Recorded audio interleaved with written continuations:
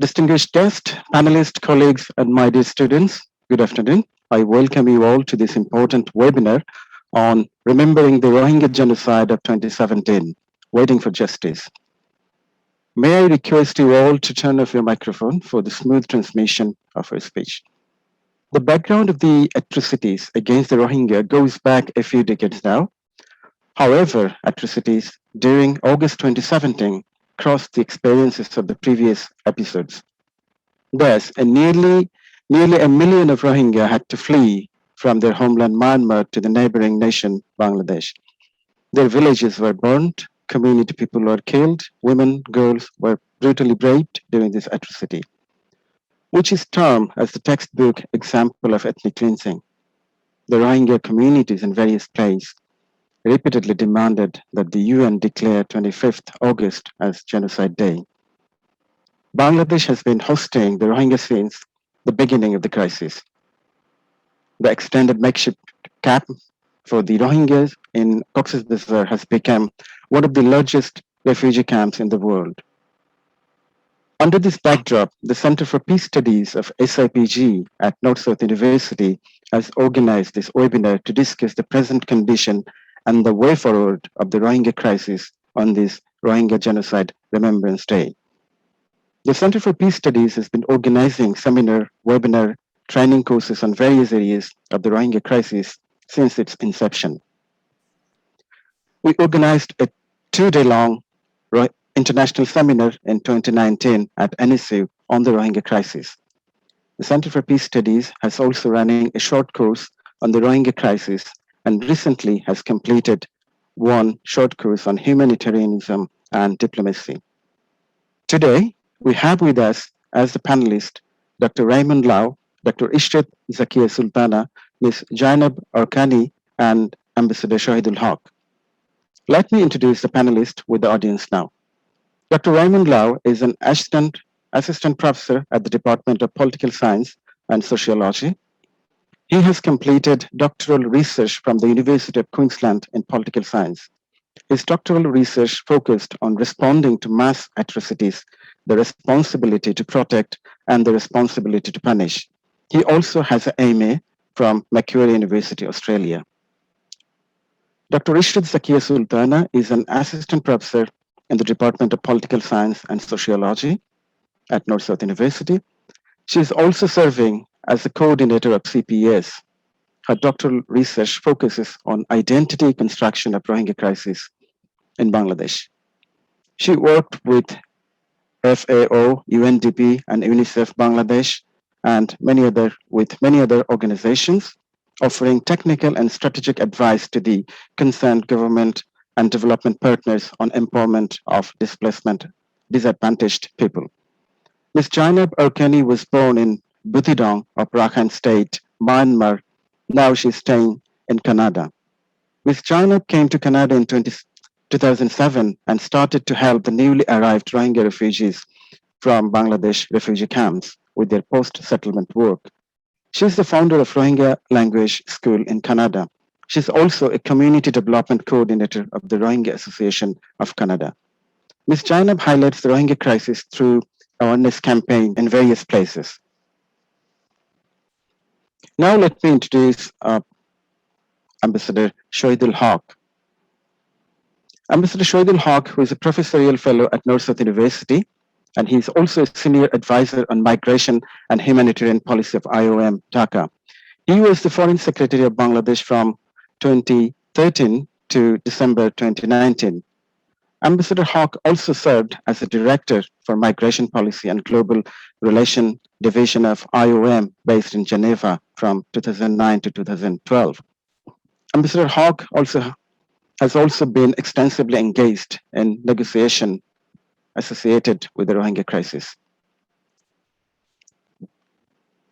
We're very happy to have all these expert panelists for today's webinar. Let me explain a little bit about the modality of the webinar today.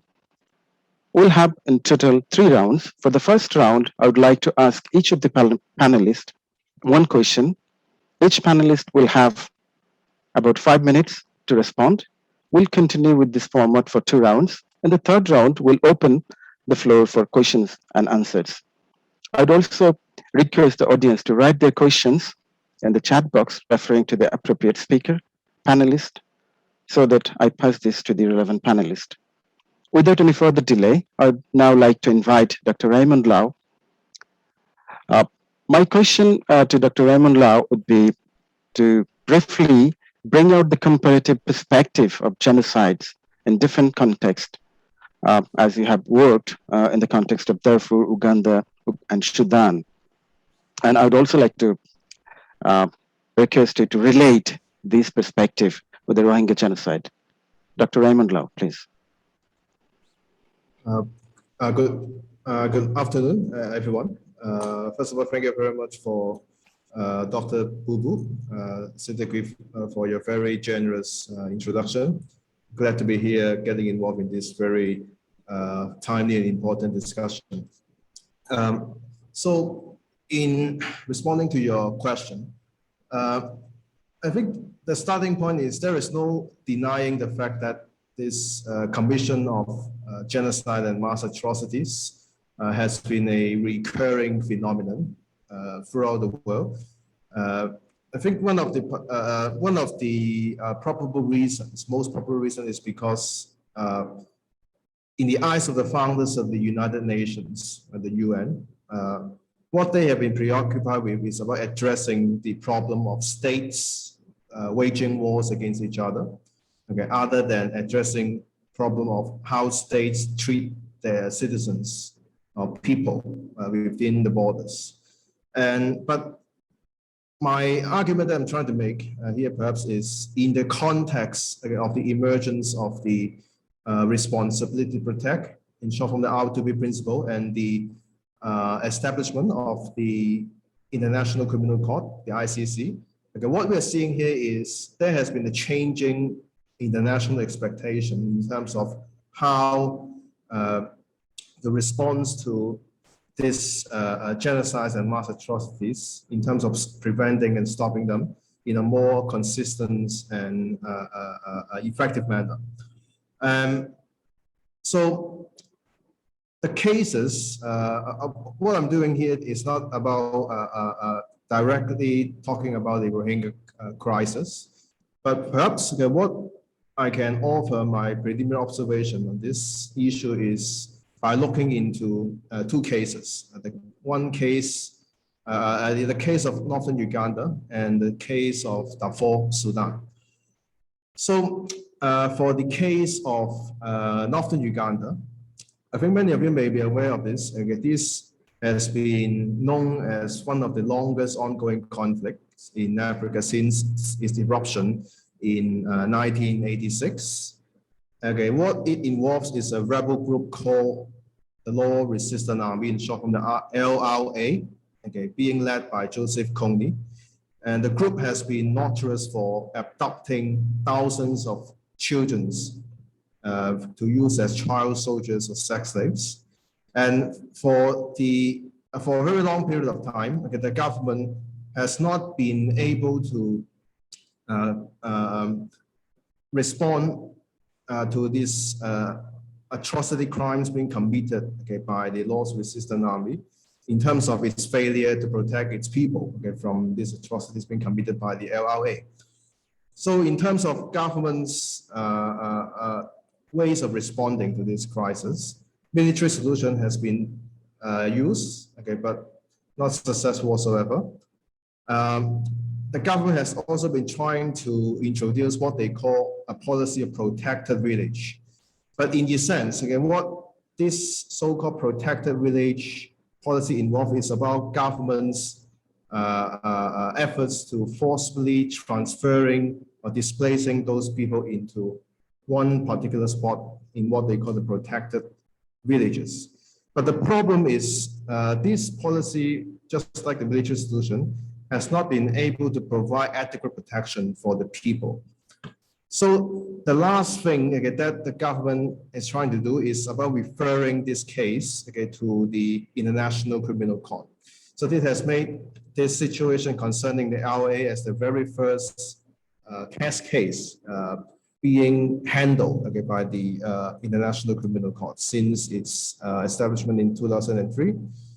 But the problem, or say the argument that I'm trying to make here is that even though it was a case of self-referral, so this is about the Uganda as a state party of the ICC, we voluntarily relinquishing its jurisdiction to the ICC by referring the case to the court. Okay, but the inevitable consequence for this is this has resulted in decreased incentives to the laws resistant army for negotiating a peaceful solution to the conflict. And in other words, the court in many ways has been instrumentalized by the Ugandan government and state party to eliminate the LRA as one of the most challenging political enemies of President Museveni and the Ugandan government. So in this sense, again, the involvement of the ICC for perpetrator punishment has been used as a substitute for providing immediate protection to civilians. In other words, what I'm trying to say here is the ICC's judicial intervention into this crisis could not provide adequate and immediate protection for the people in northern Uganda, for those who have been bearing the brunt of the mass atrocities being committed by the laws resistant army. Referring to the case of Darfur, Sudan, so in many ways, this could be seen as a textbook example, also a textbook example of government's failure to protect its own people. But to make things worse, this could also be considered as a case of governments killing their own people, right? It's about governments killing their own people intentionally. So the government, the Sudanese government, has been trying hard to crush the two rebel groups within the region through the adoption of military solution. But just like the case of northern Uganda, this has not been very successful. But instead, what we are seeing here in terms of international response to this, what many call this as the first genocide of the 21st century, is the Security Council has referred the situation of Darfur into the International Criminal Court.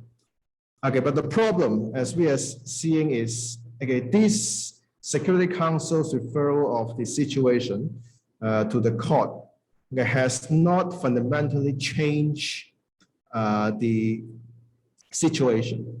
But to make things worse, the ICC's issuance of an arrest warrant to the Sudanese president has somewhat exacerbated the conflict. Because what we are seeing is since the issuance of the arrest warrants against the Sudanese president, the president has been trying very hard to impede the UN peacekeepers from operating effectively in the region. So in many ways, what can be said is this indictment against the Sudanese president has increased the Sudanese government's distrust of the UN peacekeeping forces, because this peacekeeping forces was perceived by the Sudanese government as a spy, looking to arrest the president for the ICC. So in this sense, the court's involvement has created an additional disincentive for the Sudanese government to cooperate with the UN peacekeeper. So to make things short and precise, lessons perhaps that we can learn here through looking into these two cases, the cases of northern Uganda and Sudan is the northern Uganda's experience, as we can see, perhaps is the Ugandan government has deliberately distorted the problem of civilian protection as an international criminal justice problem through its self-referral of the case to the ICC. As a result, the civilians in northern Uganda are not given the immediate and necessary protection, and the perpetrators up until now are still not being brought to justice. As for the case of the Darfur conflict, So what we can see, what has been shown here is that the pursuit of the international criminal justice, okay, as a result of the UN Security Council's referral, has exacerbated the patterns of obstruction and intimidation, okay, of the UN peacekeeping forces by the Sudanese government. And this was because the ICC's involvement, in particular the indictment against the president, it was perceived, okay, by the Sudanese government as a continuation of a confrontation approach aimed at regime change pursued by the international community. So, okay, my last Sorry to intervene, sure, sure. Dr. So, Lehman. just one last Yeah. remark. Would you please relate it with Rohingya crisis? Sure. Yeah, sure. And then Yes. I'll come back to it again. Okay. Sure. So perhaps the insights, okay, that we can, or the lessons that we can learn in terms of how we can respond to the Rohingya crisis in a more effective and consistent manner, perhaps, is what we have to do, okay, is to make sense of what's the nature of the problem that we are facing. Are we facing an international criminal justice problem, or are we actually facing a problem of civilian protection? And in other words, what we have to do, or what international policymakers have to do, is to make sense of the timing, and in terms of what sort of actions have to be brought into practice in the first place. And so, in other words, what we have to say, what we have to focus of attention to is about whether, for example, okay, the international judicial intervention can help providing immediate and necessary protection for the people, for the Rohingya people, who have been bearing the brunt of this mass atrocities being committed by the conflict parties. Yeah, so the argument I'm trying to make is timing matters. And what matters also is about what kind of problem, what kind of lenses that we're using in terms of making sense of the problem happening at the moment. Yes, thank you very much. Thank you, Dr. Raymond. So it was interesting to learn about your experiences from Darfur and Uganda. And there's a lot more we could learn from these experiences. And you mentioned that time is important. And if you look into the time, so it's been 4 years, and the Rohingya crisis is not new to in this region. So now I'll come back to you again. I'll now like to invite Ms. Jainab Arkani, who is now currently in Canada, and I know that it's almost late night at Canada. So thank you very much, Ms. Jainab, to attend this webinar, important webinar. So I would like to ask you to talk a little bit about, from your perspective, what do you see like the solution to this Rohingya crisis at this stage? And what is your perceived notion of solution? What can be done at this stage? Like if you see that after 4 years, the repatriation and many other things are not happening as we expected. So, Ms. Jainab, are you? Yes, thank you. Okay. Assalamu alaikum. And Thank hello. you. Thank you, Dr. Bobo, and all the organizer for giving me an opportunity to be here. So yes, it has been 4 years since we were driven out by Burmese regimes. What we feel now is hopelessness. There were refugees from 1978, 1992, 2005, and now more than 1 million in 2017, and mainly surviving in Bangladesh refugee camps. And we are being played in the hands of regional geopolitical powers. We're just merely surviving, and even our mere existence is a crime. A sustainable solution was never sound or work out. So yes, I feel hopeless, and there is no trust left for the UN and international community. So my perceive solution to the Rohingya crisis at this stage is accountability. The perpetrator Burmese regime needs to be held fully accountable, and a dignified repatriation to our land must be on hold. UN, NGOs, and media, they came and asked the victims how they got raped, how the atrocity unfolded. After the information, they left. So I feel like they betray the victims, us too, by re-victimizing them, us repeatedly over again and again. So we need those UN, NGOs, and media people putting pressure on the Burmese regime to take full responsibility. Mere lip service is nothing but deceiving.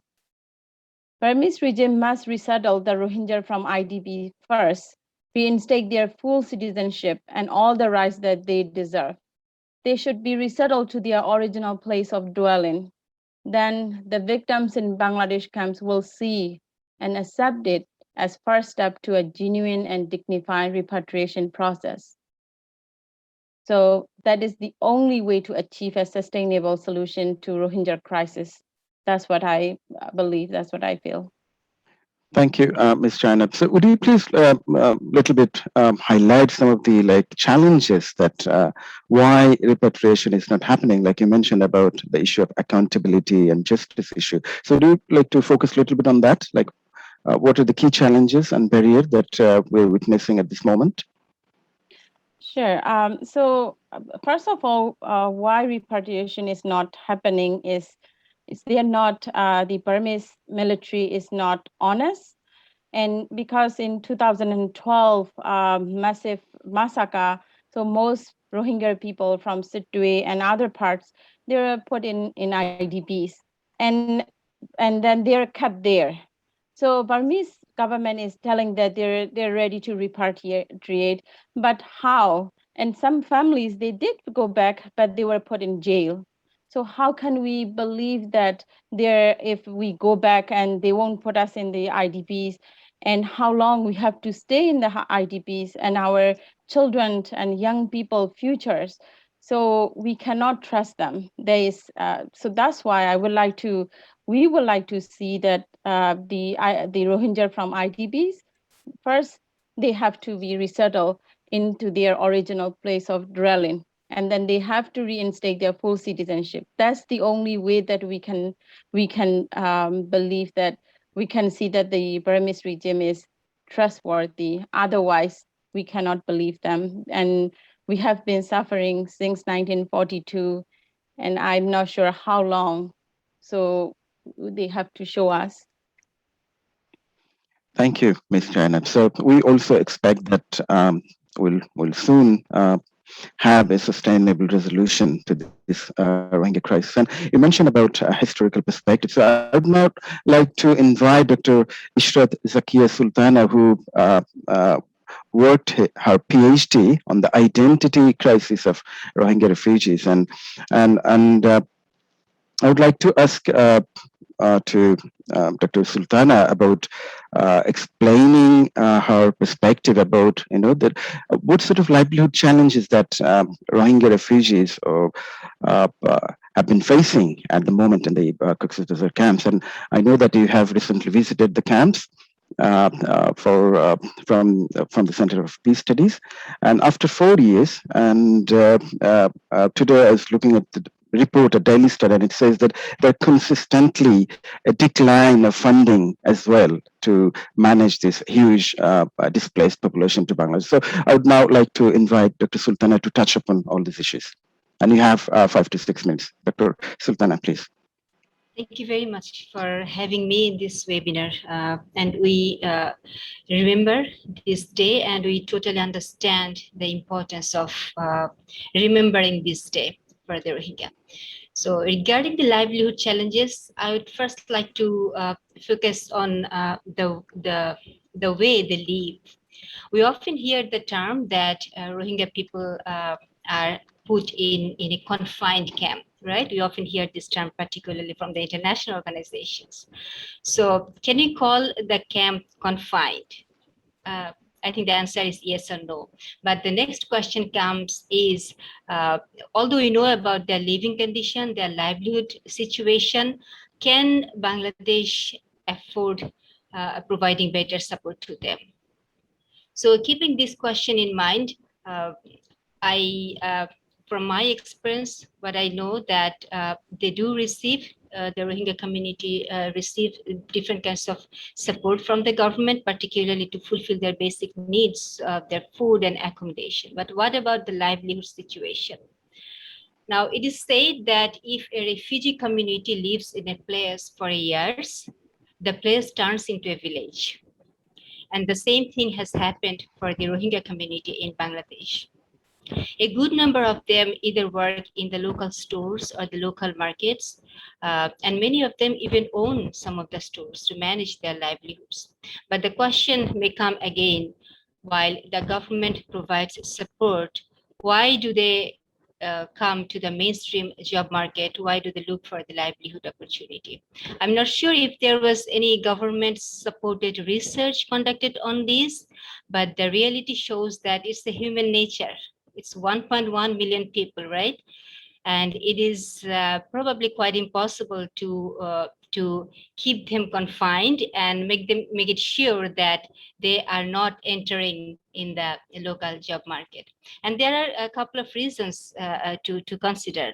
Number one, as I said, is the human nature. They will look for their own livelihood opportunities. And number two is the local community also looks for cheap labor.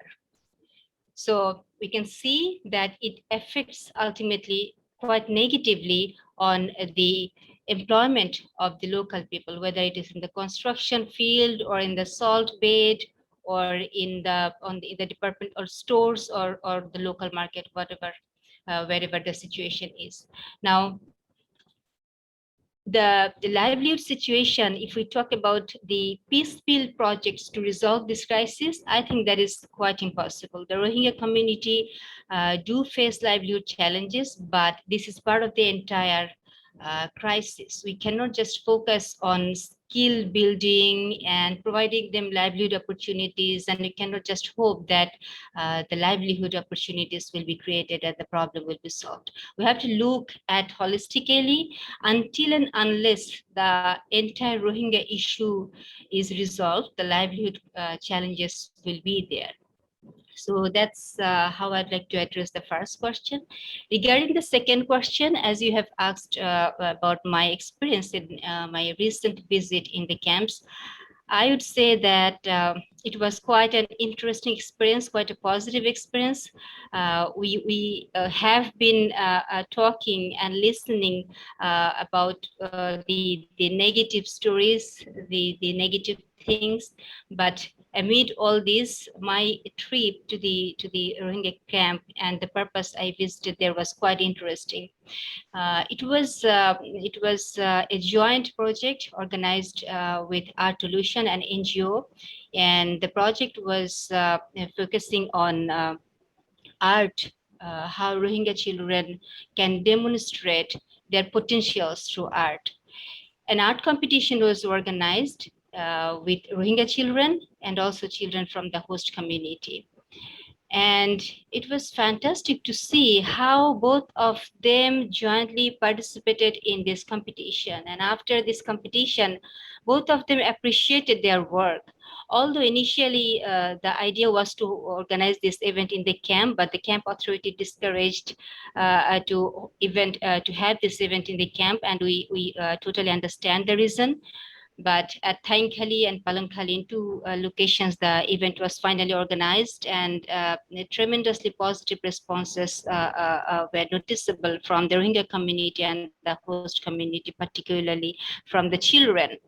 I mean, they are not as complicated like the adults, right? So they appreciated each of their work, and some of them have said that this project should continue because art can create some kind of social cohesion, establish good relationship, and also eliminate some kind of misconceptions about each other. So I think it was quite an interesting event, and despite these a series of projects supported by the UN organizations or many different international organizations.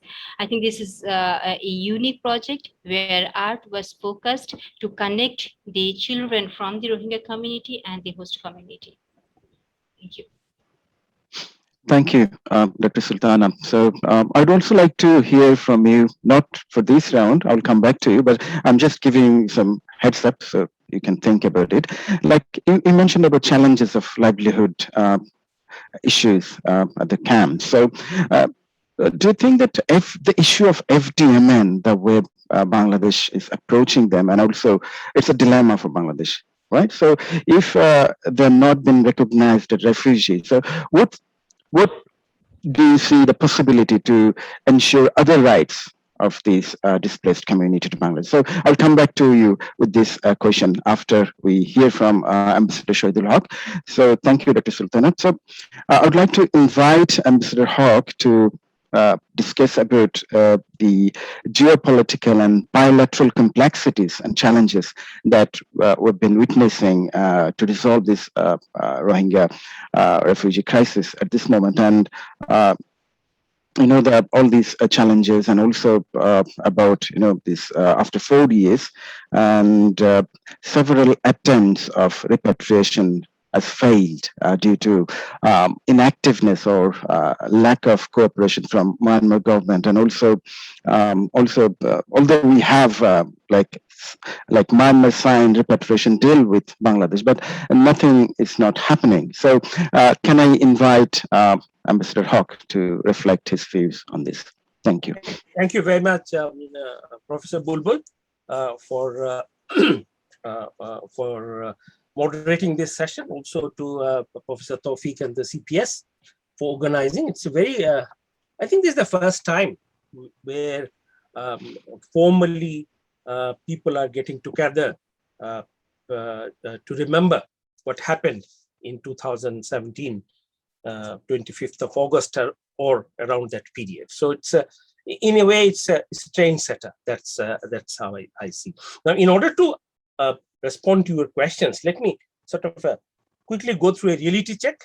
I think that's very critical. And as we all know that we have today stepped into the 5th year of the crisis. That means the crisis has been with us for the last 4 years. It's likely to be with us for some more time. So it's time that we reflect not only the process, the exodus, the atrocities, but also the darkest hours of humanity, the darkest hours of Myanmar's history, where they have perpetrated atrocities, as Dr. Lau has narrated, and comparing with Sudan or Darfur and other places. One thing I want to be very clear up front is that both the fact-finding mission of UN and the International Court of Justice has said that there are indications that the government has carried out, and the military in particular, but I would say government, and atrocity with the intention of committing genocide. So that's where what genocide should come in very strongly. Now, what are the quick reality check? Myanmar military and government has never been in peace with itself, especially with your minorities. So it's a phenomenon. It's a behavior of a state. It is not something just happening today and to a particular community. That's one reality, and we have to keep that. Otherwise, we'll lose sight of the genocide things. The whole issue of exodus to Bangladesh is not also new. It's a phenomenon. It's not an event. The Buddhists came in 50s and 60s and 70s, and then the Rohingyas came in. So it's becoming it has already become a phenomenon that we need to keep in track. So that's where we will see where the resolution is, if there is any. And the in today the penholder, which is UK in the UN Security Council, Robert Dixon, has written a very good piece. I thought, and I need to quote, because I think he has very nicely captured the essence of the issue. Where is the genocide? He said, and I quote, The recent Rohingya exodus followed decades of systematic disenfranchisement, discrimination, targeted violence, and persecution against the Rohingya in Myanmar. I think it captures well. So that's the reality check. Recent 40 rights have lifted the whole thing, the issue of Rohingya genocide to a different level in their report, where they have said that this is a mass atrocity crime that has been committed against Rohingya. So things are coming around. There's a global consensus in terms of the recognition that it has been a genocide, at least with that intention. So that's the essence of remembering it today, actually, not the what's happening in the camp and what's not happening in the camp. The Rohingya crisis is also not only a genocidal issue, but it is also a geopolitical game, and often the genocide and geopolitics mixed up. And in today, when we have on one front Afghanistan, the other in Myanmar, and Bangladesh in between has taken a different shape. And I think the critical aspect is we have seen after the coup in Myanmar, the Arakan army has literally taken over the northern Rakhine. I think there's an understanding, how informal it may be, with the Arakan army and the Rohingya and the Myanmar military, that they will be in control of northern Rakhine, so that the Rohingyas are not able to take any vacuum. So that's very interesting in terms of geopolitics, because Arakan army is then linked with all these major forces that's there around us. So the last reality check is, there's no doubt now that the international community has utterly failed to stop another genocide.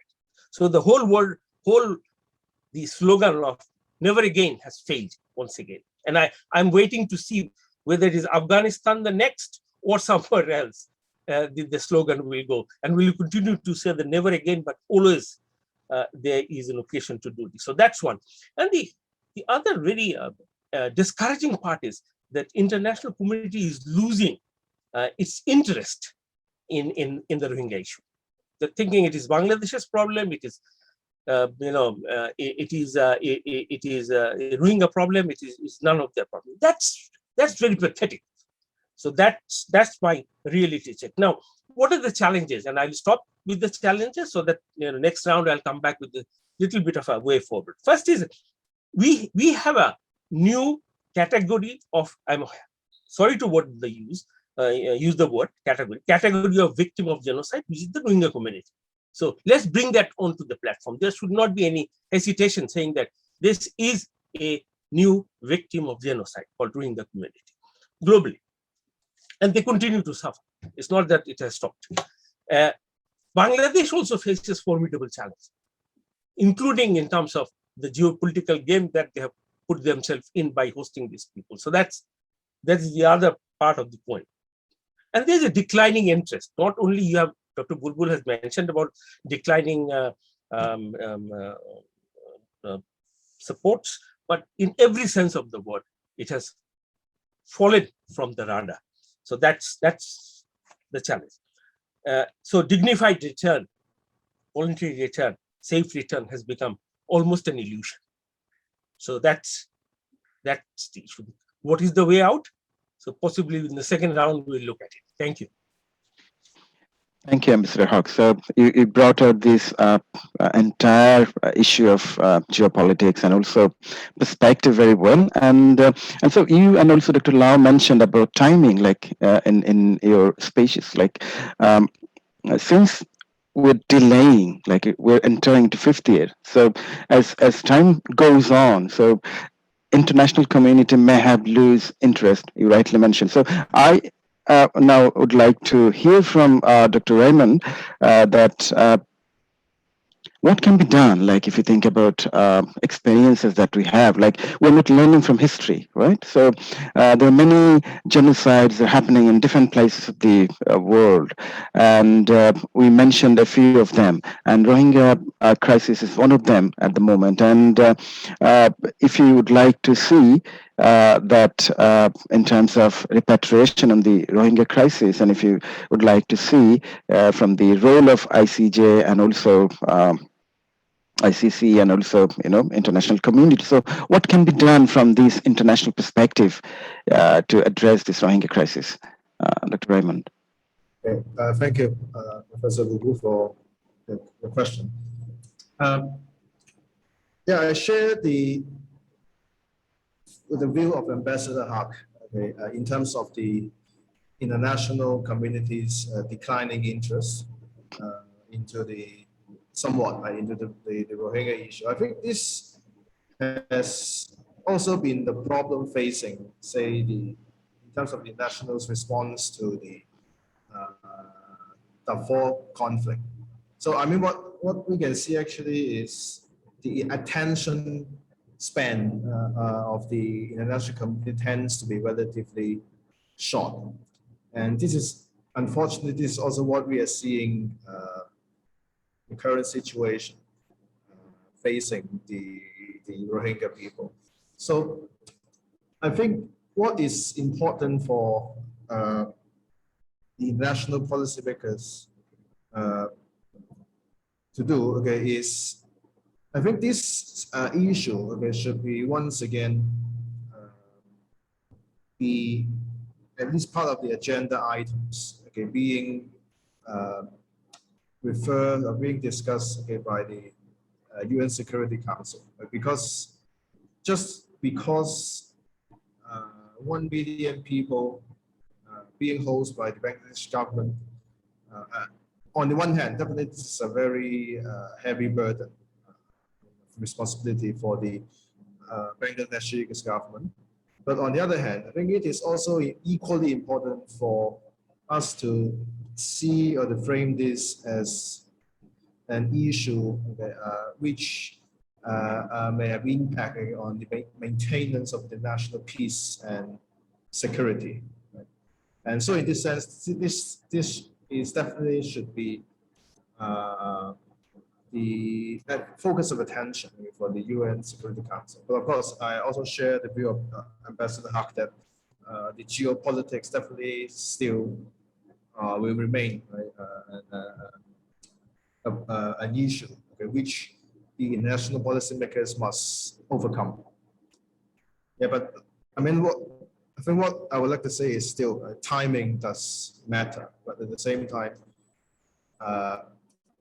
kinds of lens that we are using for framing the problem also matters. Thank you very much. Thank you, Dr. Raymond. So for bringing out these issues, I would now like to hear from Ms. Jainab about, since she's been living in Canada for many years now, and you're also involved into different international organizations and representing your community into different platforms. So would you please explain a little bit about like how these Rohingya diasporas playing role and contributing in the process of creating an awareness on behalf of the Rohingya community, and that might help to resolve this crisis. Please. Thank you. So first of all, I would like to say that we need to understand who the Rohingya diasporas are. Most of them are the survivors of same atrocities. And may less than 1% had formal education in Burma, and most of them are working in low-paid job and constantly struggling to feed their family and survive. Although there seems to exist many Rohingya organizations all around the world, they cannot work effectively. Some of them are lacking qualified manpower, while others are lacking financial support or both. And NGOs and funders support come through strict rules and disregarding Rohingya rights, which stand as a major barrier for Rohingya diaspora sustainable work. Yet, Rohingya diaspora has been doing an amazing job in terms of advocacy and improving the life of Rohingya in their respective countries. That's why some countries recognize as this atrocity as a genocide. I just would like to mention a couple of things that we did here in Canada. So we work with IIMM, Independent Investigative Mechanism for Myanmar, and we provided testimonies to them, and also and we did the photos exhibition. So Canadian Museum of Human Rights, we did the exhibition for 6 months, and it was initially for 3 months, and then it's extended to 6 months, and then we conduct so many meetings with political leaders nationally and internationally, and also meeting with the community leaders just to talk about this our atrocity, how can we stop this crisis, and how can we help, and how can we pressure Burmese regime how can we pressure the Burmese region. And also we did lots of write-in campaigns with the students and school teachers, and also we have witnessed at the Senate and Parliament. And the most important thing we are doing, those are the advocacy work that we are doing. But another thing what we are doing is we are doing the improving life of Rohingya refugees who are resettled in Canada. So especially in North America, especially for women and children, because as you know, the Rohingya refugee who came here, most of them, they never held a pen in their life.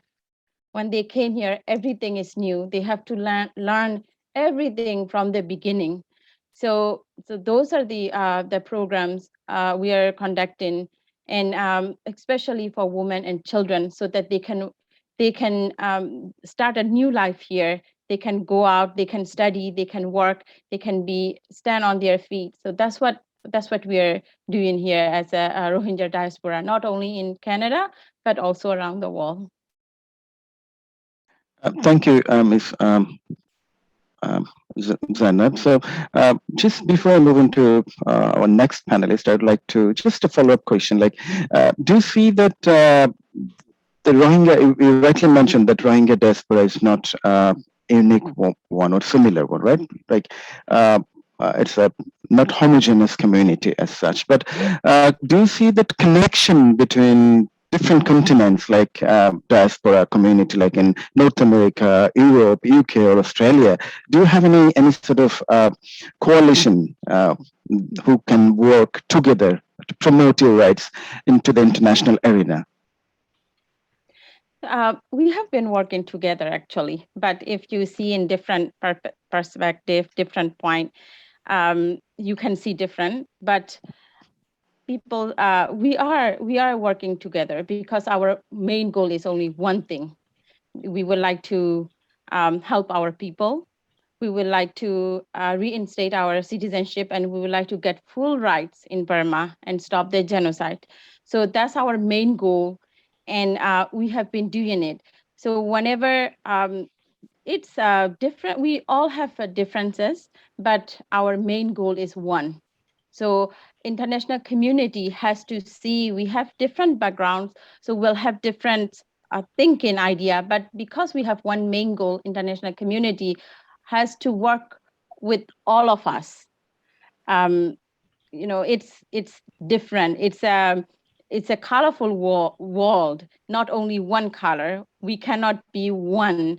It's a different, it's a diversity. So we have diverse opinion, but the goal is one. So we have to work together. International community has to invite all of us to work together. It's not that there is no country that you have only one political party or one leader. Exactly, yeah. So yeah, that's what I would like to say. Okay, thank you, Ms. Jainab. So I'd now like to go to Dr. Ishrat Zakia Sultan, but before I go to you, I see that we have Ambassador Sufi Rahman among with us, who is the High Commissioner to Bangladesh, High Commissioner to Australia, and he has been to Myanmar as well. So Ambassador Rahman, would you like to briefly share your views about the role of Myanmar, and also, that the situation has changed a little bit after the recent coup in Myanmar. So I'd like to invite Ambassador Rahman. Would you briefly talk about it? Like, you have 4 minutes, please. I think it would be better if I speak a little later on issues related to the way forward. That would be perhaps better. Okay, that's fine. Okay, no problem. So I'll come back to you. Dr. Sultana, so as I mentioned, like the debate about FDMN and the refugee and ensuring the rights of Rohingyas in Bangladesh. And also I can see that one comment in the chat box from Professor Norman Suazo that his opinion that Bangladesh government made a fundamental mistake to identify the Rohingyas forcibly displaced Myanmar nationals rather than as refugee. So would you please discuss about that as well? Or any Professor Suaz's question was open to all the panelists. So I would also like to hear from other panelists as well on this issue. So Dr. Sultana, please. Thank you. So the term FGMN is quite interesting. From literal meaning, the word is fine. They were displaced forcefully, for which they left Myanmar. So Bangladesh calls them FGMN. Questions whether this term has added any value to the initiatives of repatriation or to the process of finding any sustainable solutions to this crisis. Bangladesh doesn't want to call them refugees, and one of the reasons to the 1951 Refugee Convention. But the way Rohingya community has received support in Bangladesh as FDMN and has been receiving support since 1978, is it any less than the support a refugee may receive in the context of Bangladesh? In this connection, I would also like to mention that only nearly 35,000 Rohingya have been registered as refugees in Bangladesh, who have the UNHCR and the Bangladesh government issued card. And we know very little about the reasons of registering such a small number of Rohingya as refugees. Until before 2017, the Rohingya who were not registered were called undocumented. And we didn't know the exact number of those undocumented Rohingya, but it was a huge number of people. I'm not saying that the 1951 convention is something very useful to be a signatory of, because it's a 70-year-old convention written in European context.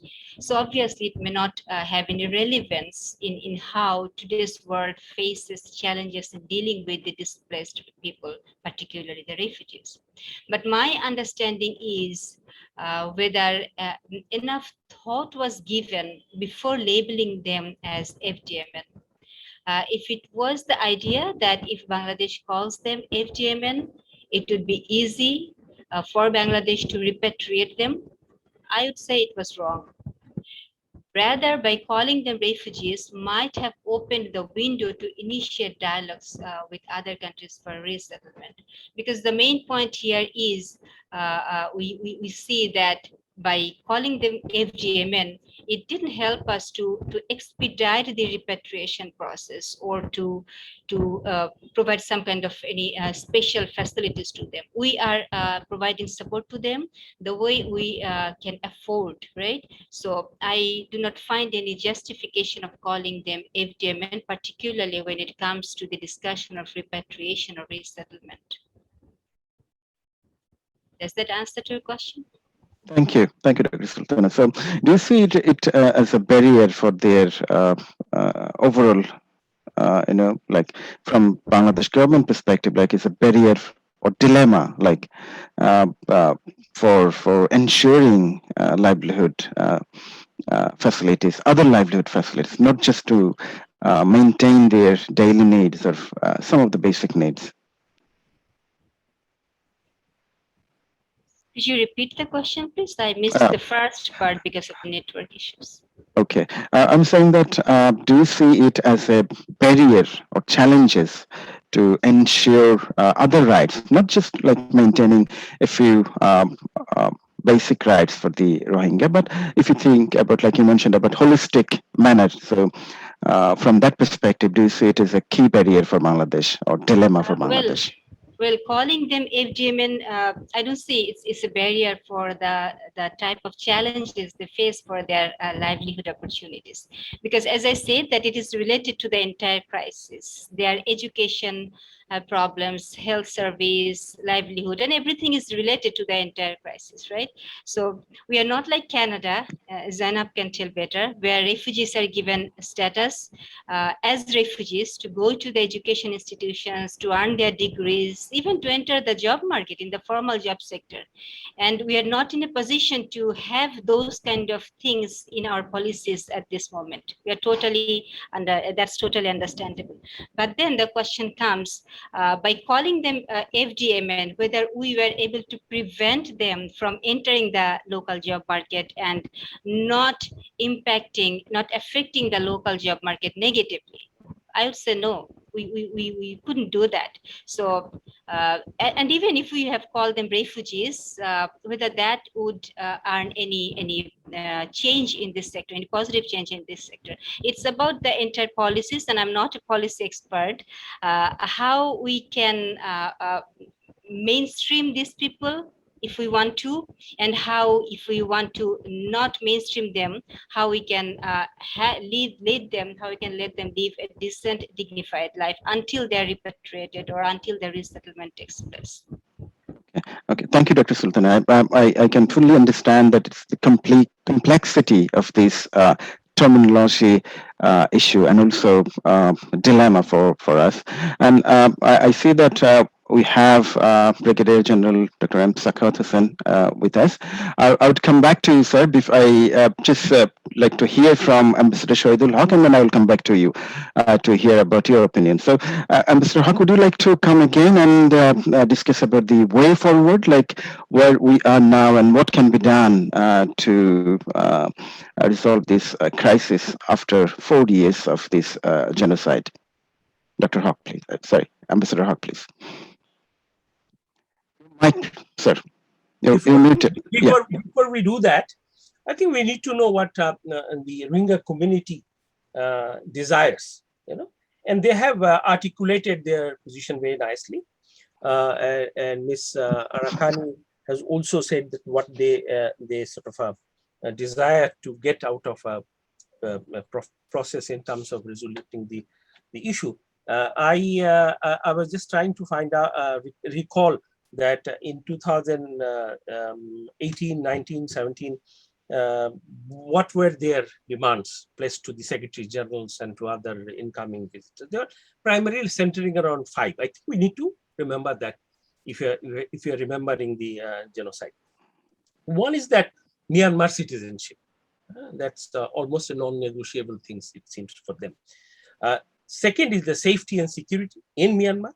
Third is their return to their original homeland and homes, not somewhere else, in which Dr. Arakani has said about the camps. Then the fourth that I remember is reparation, which is again related to the accountability and justice, and then justice in the national court. It was 2017 and 18 where Bangladesh was yet to engineer all kinds of things to take to the court. So that's, we need to remember. Now, the other thing is that if you are remembering Rohingya genocide, what that we are remembering? We are remembering that within a week, 10,000 people were killed. And this is an kind of almost a consensus number. It has also been referred both in the fact-finding mission and also in the ICJ proceedings. And even Aung San Suu Kyi has said that number may not be that high, but there were some people killed by the law enforcement agency who would be held responsible. That was her word, and I think I'm just paraphrasing. Number two is that there were about another 5,000 to 7,000 villages were burnt, women were raped, and 800,000 people were expelled within 3 months of that happening. So this is what we are remembering today. That's very critical that we keep in mind to find out the way forward. So as far as the way forward is concerned, I think all stakeholders should take one principle. Let's not do more harm to the Rohingyas, wherever they are. Bangladesh, Myanmar, Canada, let's not do more harm, taking the principle of child rights. So that's very fundamental. If you can do that, then I think you are 90% into taking care of them. And the accountability of justice seems to be a very strong pathways for redressing their grievances, both in the citizenship and the rest of issues. And it seems that both globally, and I'm very happy today, I was seeing all the papers and everybody was sort of zooming to the issue of accountability and justice, which some of these people didn't believe when we were taking up in 2018. They thought we are actually creating some more complexities. And I'm very happy that Dr. Lau has also showed us in terms of timing. And that's why we did not go to the court next day in the morning. We went late after creating quite a bit of a lobby for that. And there are evidences as to how we did it, both in the ICZ and ICJ. That's also not been made public right now. Possibly it will be in the course of history, the way we are seeing the Darfur and others after 20 years. So that's the last one, and which you have put me onto the spot, saying that, how do we remember this day? 10,000 people, so many, atrocities, women raped, children thrown into the fire that we see often in the pictures. I think it's time that we say that 25th August is a Rohingya Genocide Day. Let's start calling it. So thereby bring what we call the pivot onto this. Pivot onto the whole idea of Rohingya Genocide Day, which is 25th of August, which happened in 2017 in Rakhine, or Northern Rakhine to be very precise. So that's something I want to say. And, Professor Bulbul, we have been talking about it also for quite some time. So that we could do. Now, some concluding thoughts. I think the Rohingya issue is a very critical issue in terms of humanity. But humanity is larger than Rohingya challenge. It is much larger because it will have an impact on other situations that we are seeing globally. The way Darfur is brought out, the way Houthi and Tutsis issues are come out, because these has much bigger than that, only that community. Rohingya issue is also much bigger in terms of humanity than just their problems. History doesn't spare anyone. And I don't think in this case it will spare anyone. So we will just wait to see that happening. The third, and this is something I'm picking up from the papers, they're saying, people are, there's a kind of a situation where there's nothing to hope. And I tend not to agree with them. I think, especially to my diplomatic colleagues, diplomacy is primarily tracing hope in the most hopeless hours. That's what diplomacy is. So if it is the most hopeless hours, we should be able to track it. In fact, there's a big historian saying what role of a diplomat is in terms of catching the tail end of the coat of the god and try to follow him. So that's what the hope is all about. And I think we should not give up so quickly. Thank you. Thank you, Ambassador Hock, for your positive note about not to give up at this stage. Yeah, and a lot more things can be done. And before I move into Brigadier Dr. M. Sakhathas, I would like to ask a follow-up question to Ambassador Hock. Do you see, like I also see, I've seen that you've been quoted into newspaper today, into different papers. So would you like to explain a little bit again into this forum, like how this military coup in Myanmar is making it difficult this crisis? Just briefly, if you would like to address. I think, it is military which has perpetrated the atrocity crimes, and the same military which is still in power. So we cannot compare with Hitler's or with the Japanese, because they was defeated. They were under the bar, and then they were tried. It's more like Sudan, which Dr. Lau has the expertise, where, but that gentleman is again behind the bar. It was just a question of time. And its own people and military has caught him and handed over to the court. So that's one. Now, this military, as long as they are there, I don't think they will ever go into the path where national unity government is. Look at today, the national unity government in 24th of August has issued a statement. In the first para, I want to read, because this is also a 360-degree turn into the NLD's position. and knowing fully well that there is a stronger opposition to the Rohingyas. They're doing it, so they must have well thought it out. And I'm sure the Aung San Suu Kyi has given a consent, otherwise they wouldn't have. And it's not one statement, it's a repeated statement. And I read it. The National Unity Government is deeply saddened by the horrendous violence, gross human rights violation, and massive displacement that Rohingya people suffered 4 years ago, resulting in hundreds of thousands fleeing their home and taking refuge in neighboring countries. So this is the beginning of their two-page statement. I think we need to take cognizance of that. And the government, as I said, formally, informally, there are many ways. They have so many ambassadors around the world now declaring their allegiance to the NUG, to start building that. And also I would urge our diaspora community, the Rohingya diaspora community, to start talking to them. They are appealing to come and join them. If you don't join them, then, once things happen in favor of them, you'll not be any more accepted. They will think you that when we needed you, you were not there. So let's give them another chance. That's my appeal. Thank you. Thank you, Ambassador Haq. So I'd like to move into Brigadier General Dr. M. Sakatasan. Sir, please briefly mention your points, and then I'll move to Ambassador Rahman. Yeah, I'll be very brief. There's hardly anything to talk. And I've been saying right from the beginning, which Mr. Haq would remember, that this is a very complex problem. This problem is not going to be resolved in 5 years, 6 years, or 7 years. Minimum, I think, 10 years' time. NUG, I don't find any future in them, because none of the powers or none of the countries reckoned with has ever recognized the NUG to be a legitimate sort of government of Myanmar. And the history of Myanmar says it's very difficult to overpower the military. It's very homogeneous unit, because all of them, most of them are part and parcel of that oligarchy, which is controlling the resources of Myanmar. And then they have big backing from India and China, and even in ASEAN countries. So I don't see that is the coming off. And then Mr. Haq himself said about the attitude in the Rakhine, including the Myanmar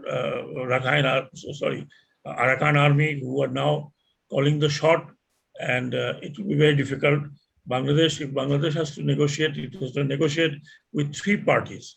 One is the military, which I believe they're not interested. The other one is the Rakhine Buddhist, and number three is the Arakan army. However, my point and very straight question to our my friend Mr. Schweidenhock, having dealt with the diplomacy, and I'm sure he talked about that diplomats never give up hope. With the changed situation now, including South Asia, the shift that we are seeing, entire world is now focused on Afghanistan. What is going to happen to their women? What is going to happen to their children? Whether they will be in hijab or they will not be in hijab. This is going on and on and on, and it will go on, because the superpower has been defeated, including NATO, and they are not going to take things that lightly. Under such circumstances, what are the options that Bangladesh has? Because the Chinese would be involved in Afghanistan. So is India is getting involved in Afghanistan. The two countries which could help us. I don't see any foreseeable in future that we can really repatriate these Rohingyas. Let us be very practical. Do we have other alternatives? If you don't want to speak it out, but you just say, yes, we have. So that's what my question is. Thank you, Brigadier General Dr. M. Sakatasan, for your nice comments. And now I'd like to invite Ambassador Rahman. Are you in the room, Ambassador Rahman?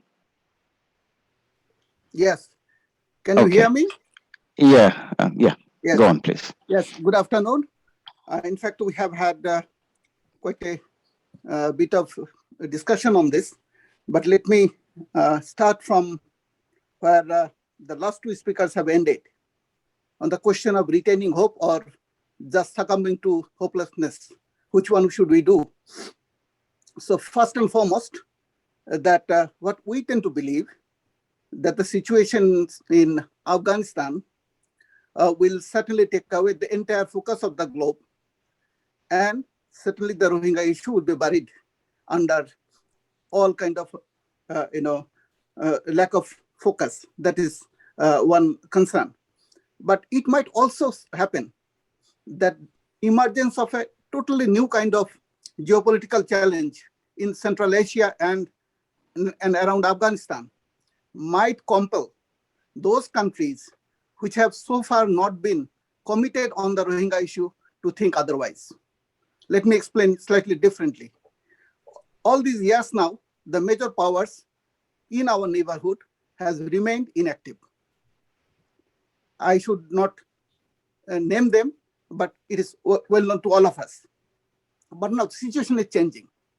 Now, can these parties who have all these years been quiet and enjoying their inaction can remain totally inactive? For them to have 3-4 kind of challenges in their neighborhood would be challenging for them also, whether it is China or India. So in their own interest, in order to be able to focus on a bigger issue, they might even think of solving a smaller issue, quote unquote. Because in their understanding, the game that is going to be played in Afghanistan around that would be a much bigger game in comparison to the one which is happening in Myanmar. So that is something we should be, as diplomats and strategic thinkers, we should be very carefully following it. There are silver linings. We need to understand that these silver linings should be availed. That is one. Second, taking a cue from what where Ambassador Schweidenhock stopped, the newer players, the newer appreciation that is happening in Myanmar. It is very easy to say nothing will happen in Myanmar, but we must remain engaged in Myanmar.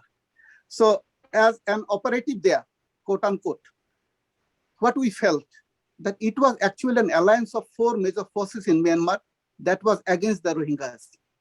Now these forces, now whether question is that this alliance, whether it is going to be the same alliance or it is a new alliance that is emerging. In my understanding, that alliance is not going to hold for long.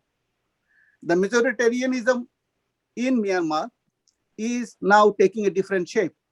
If the Bamar community is not united the way it has been united in the last 3 decades, it will have a totally different outcome.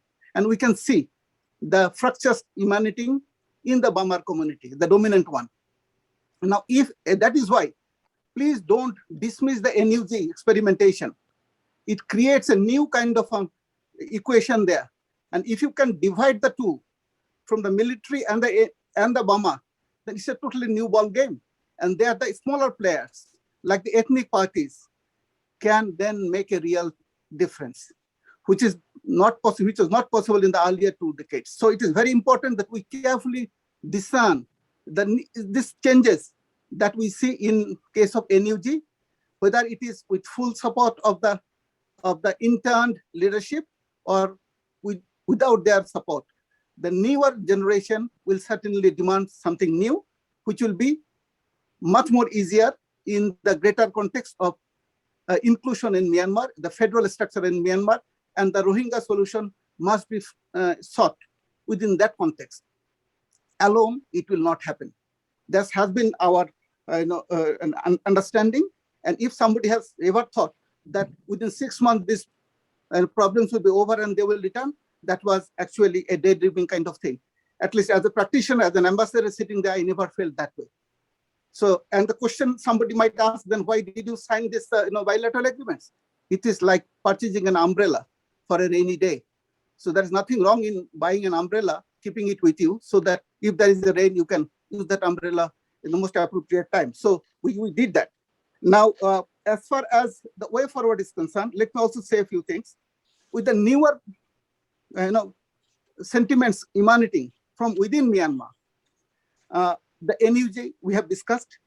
The most important is the Arakan Army and the United League of Arakan, the political front of Arakan Army, how they are going to behave. Things are changing very fast in Rakhine. Now, if you today engage with Myanmar Army, and if Myanmar Army says that we are willing to take the Rohingyas, it is not possible, because the night belongs to the Arakan Army and the day partially belongs to the Myanmar Army. So we have to have a new engagement with the newer parties.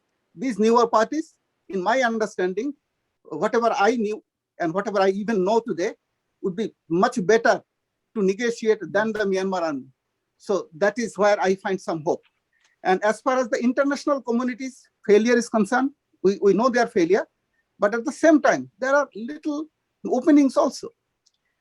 If you see the behavior of some of the countries like Japan or Singapore, and even Australia, where from I am speaking, it was not that simple for an Australian oil and gas major, Woodside, to abandon Myanmar.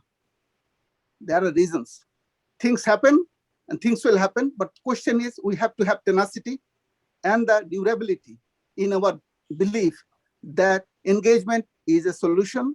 Engagement can bring solution, and if we remain, well equipped in our understanding and pursue it hard with determination, the solution might come. I, in my understanding, believe that with the newer players, the newer kind of alignment taking place, even the case of Afghanistan might be of some use for us to push the agenda of resolution of this Rohingya issue, which has not happened in 4 years. But I hope that with constant engagement, it will happen. And but on the question of the FDMN, I think I wanted to say something, but I have already taken a lot of time. It will take another 5 minutes for me to explain the pros and cons of FDMN. I will do it for a later day. Thank you. Okay, thank you, Ambassador Rahman. So now can I come in? Yes, briefly, yeah. 1 minute. Let me add on. I fully agree, and that's what I was saying. The whole Arakan Army thing, and also the Nook Party. But let me also sort of give another add one more issues with the Sufyud, is that if you look at Afghanistan, the nature of conflict of Afghanistan is basically ethnic conflict. The same is in Myanmar, which is an ethnic conflict. Although there is a religious component which is more acute in Myanmar than in northern. Then in Afghanistan. So that's one to remember. And I'll give you also the sentiment. There was an American senior diplomat asked me that why is Bangladesh so removed to Palestine, so so concerned about Palestine issues? Why every time your prime minister has one para on Palestine? And then where from the senior diplomats coming. And I said, you'll never understand this. This is something in our heart. The feeling about the Palestinians. So there are people also globally for whom the Rohingya is in their heart.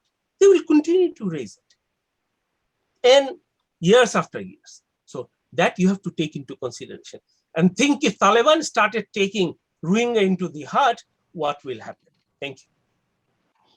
Thank you, Mr. Hawk. So now we have some questions in the chat box. I will briefly go through these, and we discussed one question raised by Professor Norman Suazo, and his question is, after 4 years, I'm just reading the last part of his question. After 4 years of lack of progress and repatriation, I think it is past time for the BD government to identify them as refugees and allow the international community to function accordingly. Do the panelists have an opinion on this? Anyone would like to briefly address this point? Dr. Sultana mentioned a little bit about it. Any other? Okay. Next question is from Nupur. This is again an open question. Dr. Bulbul, Ambassador Shufir wanted to say something broadly. He raised his hand. Yeah. Please, Ambassador Rahman, would you like to state briefly? Yes. The question of this nomenclature of refugee or FDMN or whatever, in our understanding, it is totally linked to the final outcome of these people returning to Myanmar. If the final outcome is to be their dignified return back to Myanmar, whatever you call it, their return will happen. So it is beside the point. Calling them refugee and non-refugee on FDMN or something else will have no bearing on their willingness to go to Rakhine or the treatment by the Myanmar Authority on their return. So as far as the final outcome is concerned, it has got no meaning. Now, Dr. Jakia Sultan, if I'm not wrong, she talked about this treatment would have helped them to get third country resettlement. This is a non-starter. If somebody studies the numbers of the third country resettlement in the last 20 years, you can understand this is not even 1% of the solution. If you try to define the whole thing for 1% and leaving this 99% aside, it is no, I think, consideration. Now, as far as this, the treatment of the refugees concerned, only one party and allied to that party who would be very happy is the UNHCR and the allied agencies. So we cannot define things to fit their preference. If the definition of refugee would have been the most important thing, I go back to the Afghan refugees of 1970s, late 1970s. This definition of refugee solved the Afghan problem? No, it has got no meaning whatsoever.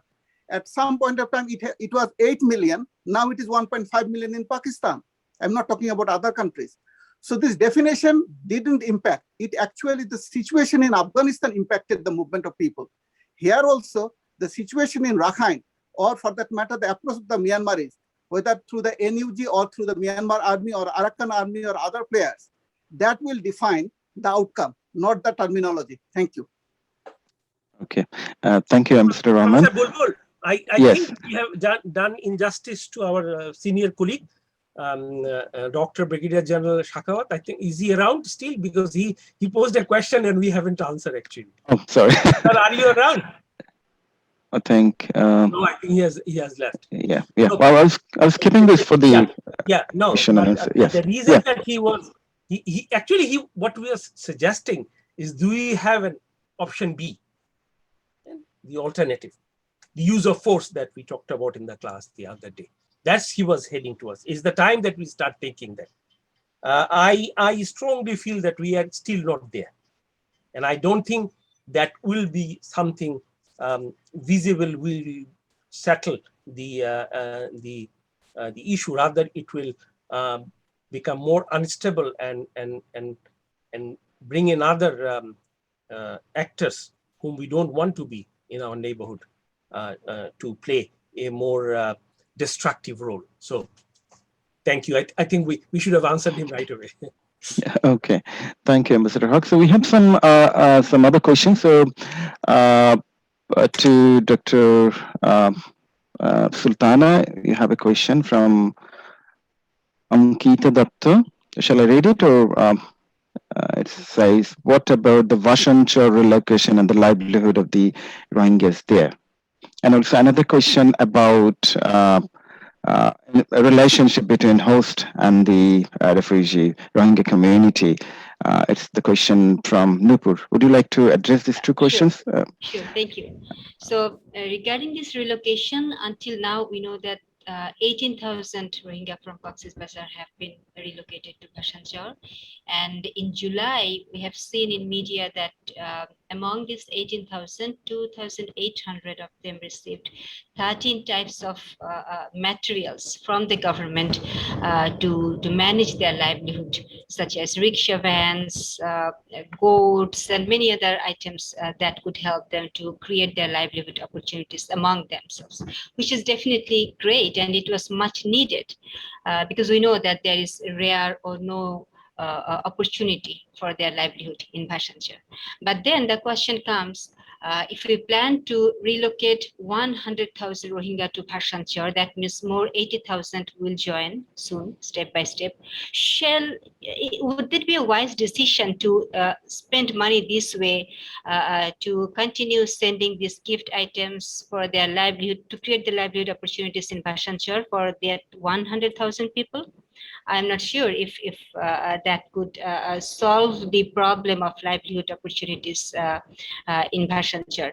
Now, the question may be in a different way, that why don't you then think of investing this money in Cox's Bazar? I know that there are some debates. I know that there are some debates that investing money in Cox's Bazar could be accepting the genocidal acts that Myanmar has committed, and I totally agree with this. But then, how do we look at this kind of investment in Bhasanchar, and what kind of messages do we actually give to the international communities and Myanmar through this kind of investment?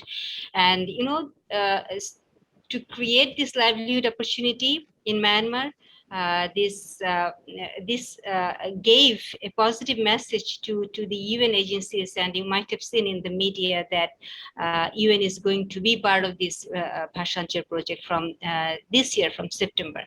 So that means we are drawing the international organizations' attention to Bhasanchar, and I'm not sure if that could be soon be another Kutupalong in Bhasanchar. The second question, was it about the Rohingya and the host community relation, if I'm not wrong? If the repatriation is delayed, then what would be the consequences? Yeah, so that's interesting, because initially we have seen that lots of sympathies were there among the host community for the Rohingya, and there is no doubt about this, that the role Bangladesh has played to support the Rohingya is completely exceptional and extraordinary. No country in Bangladesh can play this kind of role.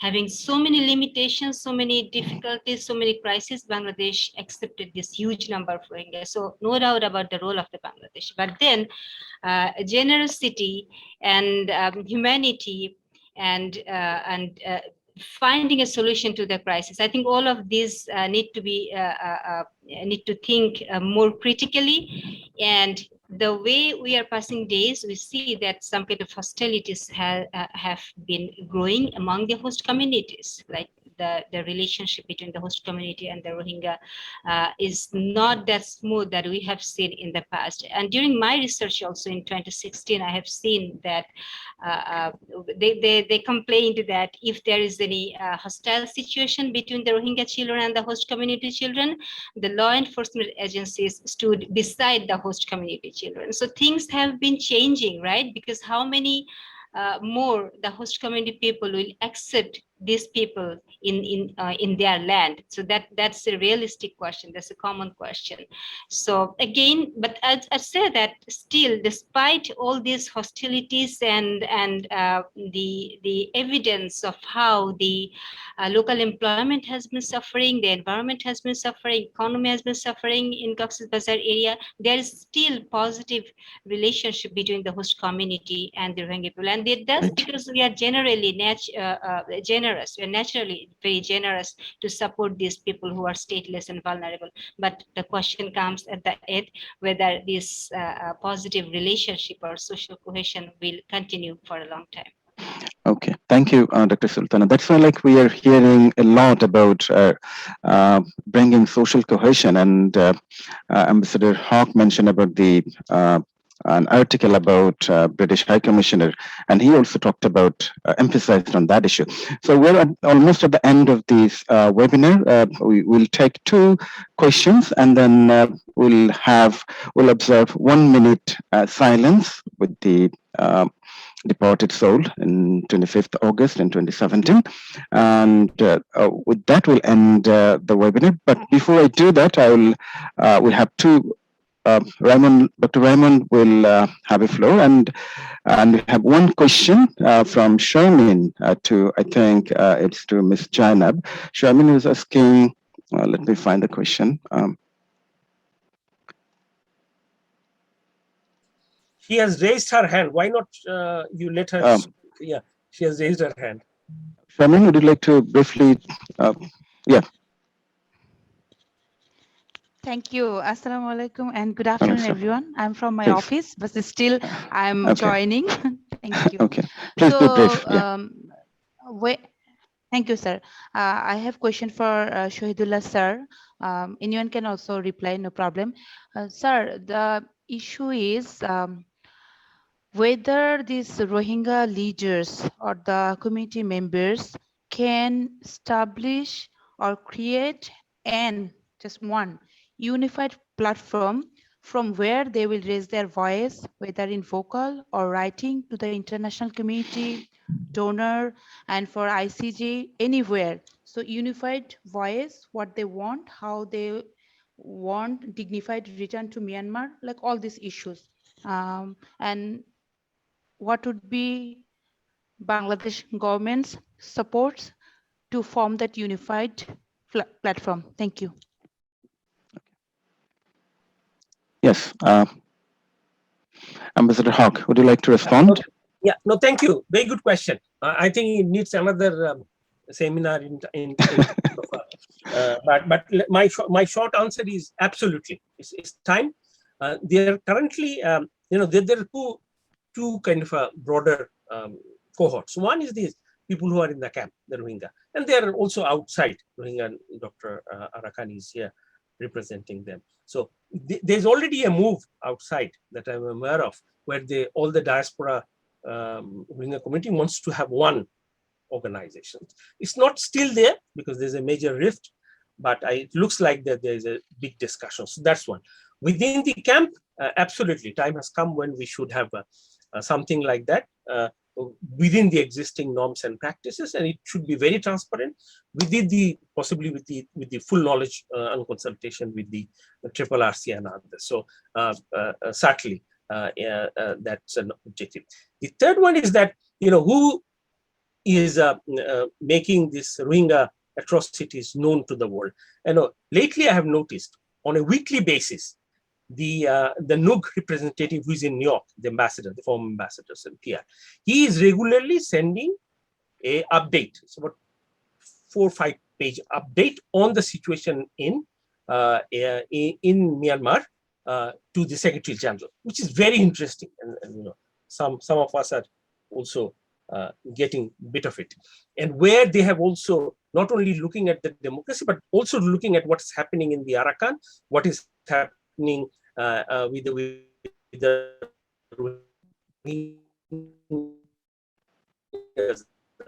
so that's the unified voice. They have taken in particular Rohingyas from reporting. So just to update you. Thank you for the question.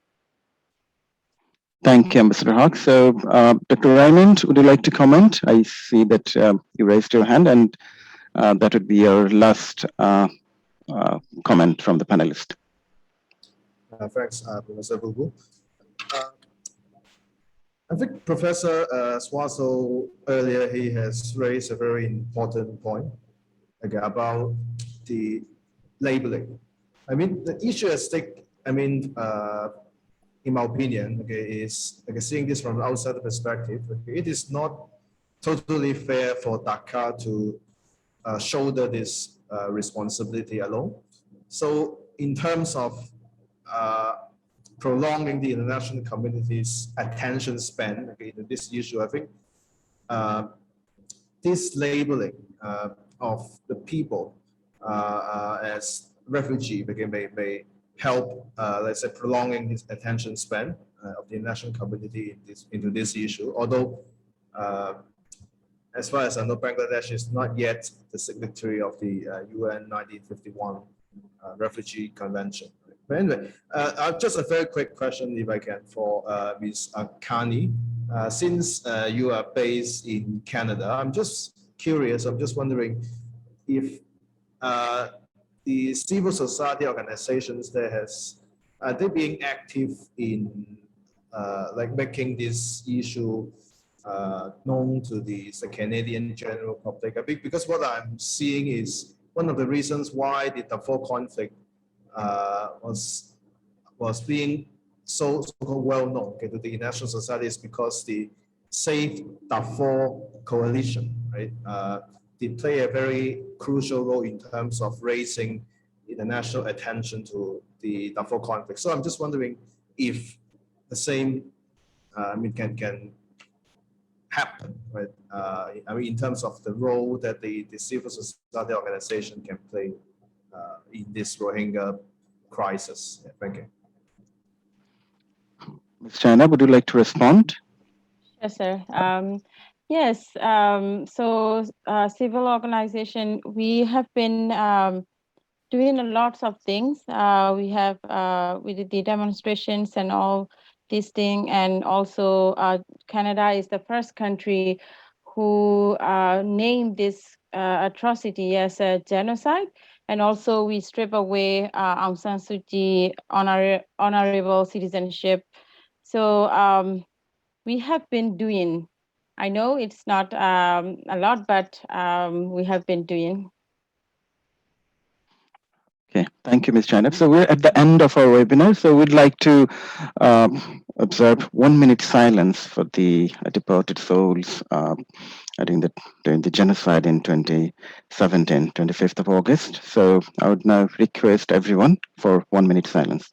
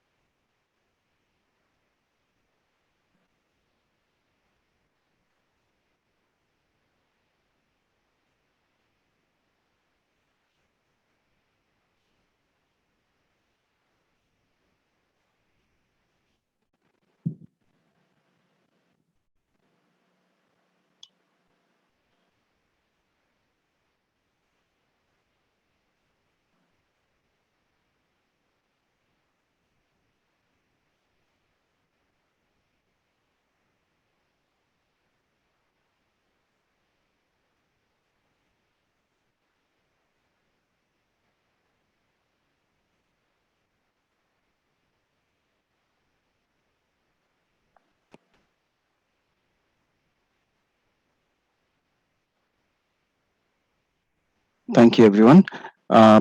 We're at the end, as I mentioned, to this webinar. I would like to thank our panelists, especially Ms. Jainab Arakani. She's attending from Canada. It's a late night in Canada. And also Dr. Raymond Lau, Dr. Ishrat Zakir Sultana, Ambassador Schweidenhock, Ambassador Safir Rahman, Brigadier Generals and Sakat Hassan, and our colleagues, our students, and distinguished other guests. Thank you for your presence. And before we leave, I would just like to announce one publication of our book on Rohingya crisis, our edited book, just to share you this information, and then we'll end our webinar. Can you see this, my screen? So that's the new book coming out from Prathama. It's just about the life and livelihood about the Rohingya communities, refugees in living in camps. And also there are many other topics divided into different thematic area. So thank you, everyone. Thank you very much for your time. And I would like to end this webinar for today. Thank you. Thank you.